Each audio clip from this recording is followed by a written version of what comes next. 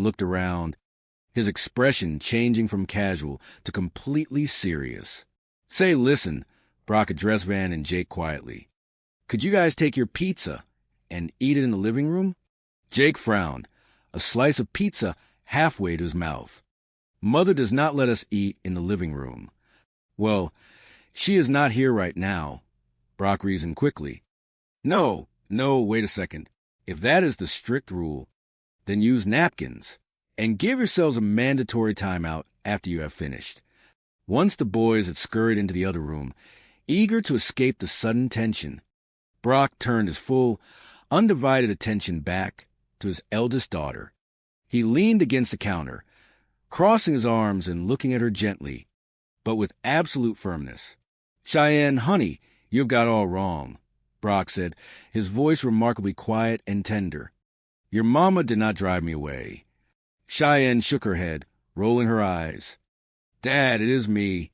You do not have to defend her to me. I know how she is." "Sweetheart, listen to me," Brock said, his voice dropping into a serious register she rarely heard from him. "I am not the easiest guy in the world to get along with. You know that. The fact that your mama always wanted to stay with me, and stayed as long as she did, shows just how incredibly amazing she really is." Cheyenne stared at him, genuinely stunned, the pizza forgotten on her plate. "Why? I cannot believe you just said that." "Look, I know she can be tough sometimes," Brock continued, a small, sad smile playing on his lips. "But I have always admired the way she speaks her mind. She is incredibly strong." "Then what happened with you guys?"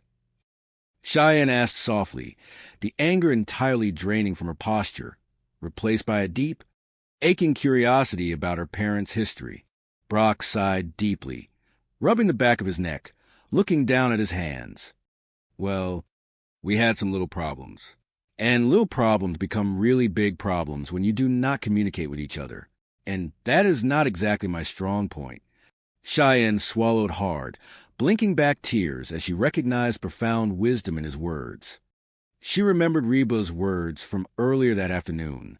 "Okay, that is exactly what Mother said." Brock chuckled dryly, trying to ease the sudden emotional weight in the room. "Oh, yes, like she is absolutely perfect."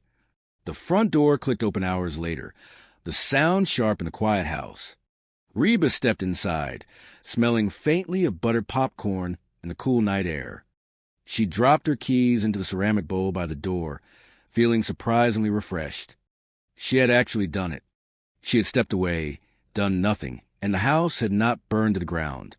She walked through the hallway and found Cheyenne sitting alone on the back porch swing, wrapped in a light blanket, staring up at the bright Texas stars. "So, when did you get home?" Cheyenne asked softly, breaking the comfortable silence without looking away from the night sky. "A little while ago," Reba replied, stepping outside and taking a deep breath of the crisp air. She sat down in the wicker chair next to her daughter. "It is nice out here." Cheyenne nodded, looking down at her hands. "So how was the movie?"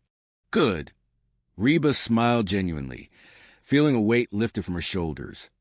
"Did you know the last time I went to see a movie in a theater was before Jake was born?"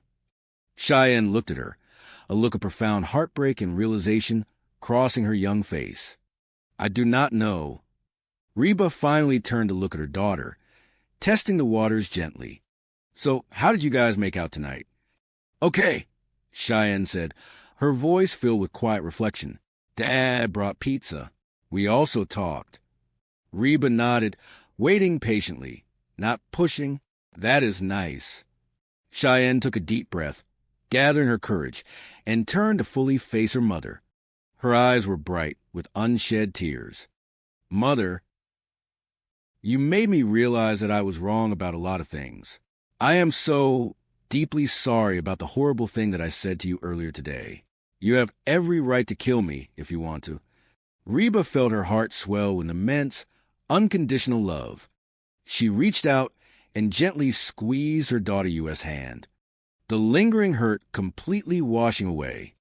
"Wow, there really is something to this doing nothing strategy." Cheyenne laughed softly, wiping a rogue tear from her cheek. What does that mean?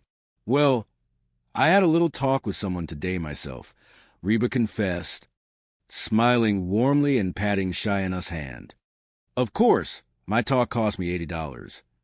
Cheyenne tilted her head, curious. What did you learn? Reba looked deep into Cheyenne's eyes, her voice steady and reassuring. That you and Van are legally married now, and that I have to step back and let you make your own mistakes. That is exactly how you're going to learn how to be a wife. And soon, a mother. So, no more interfering. Sometimes the absolute best thing I can do for the two of you is nothing at all. Cheyenne leaned over and hugged her mother tightly, a huge weight lifting from her own shoulders. I love you, Mother.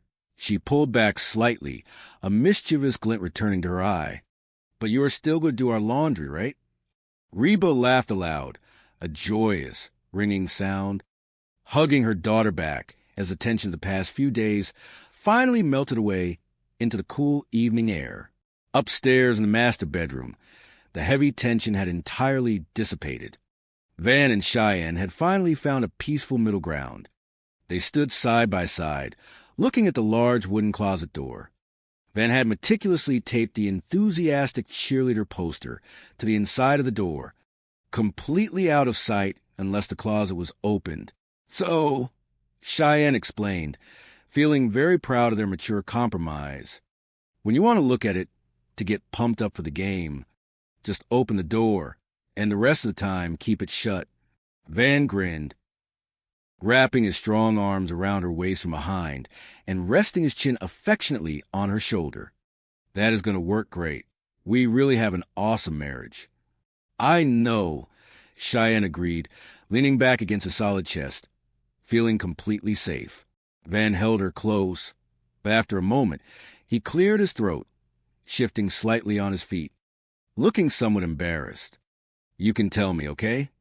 Cheyenne turned her head to look at him, puzzled by the sudden shift in tone. Okay. Well, I kind of was not going to say anything to you about it, Van muttered, blushing furiously, and looking down at the carpet. But I kind of wish you would not put that potpourri stuff in my underwear drawer. I went through a whole football practice today with a sharp acorn in my jockstrap. Cheyenne burst into bright, genuine laughter, her eyes widening in horror and amusement. I did not do that. Van looked at her, his brow furrowing as he tried to comprehend the bizarre mystery. Then who did? Down the hall, hidden in the shadows, a younger voice muttered quietly to himself. Jake walked toward his bedroom, shaking his head. I have been under a lot of stress. The afternoon sun filtered through the sheer curtains of a suburban bedroom, casting a warm and golden glow over a scene of absolute, unmitigated domestic chaos. Cardboard boxes, overflowing with an assortment of teenage boyhood treasures, formed a haphazard mountain range across the plush carpet. Van Montgomery, a high school football star whose boundless enthusiasm often outpaced his foresight, stood right in the center of the clutter. He held up a massive, thickly framed poster with profound reverence of a museum curator unveiling a priceless masterpiece. He tilted his head to the side, admiring his handiwork as the sunlight caught the glossy finish of the image. How does this look? He asked, his voice brimming with genuine, unfiltered pride. Like a truck on a wall, right? Cheyenne, his newlywed wife, sat on the edge of the carefully made bed. She was pregnant, deeply tired, and currently trying very hard to be the supportive partner she desperately wanted to be. She forced a bright, dazzling smile, even though her eyes betrayed a subtle hint of overwhelming exhaustion.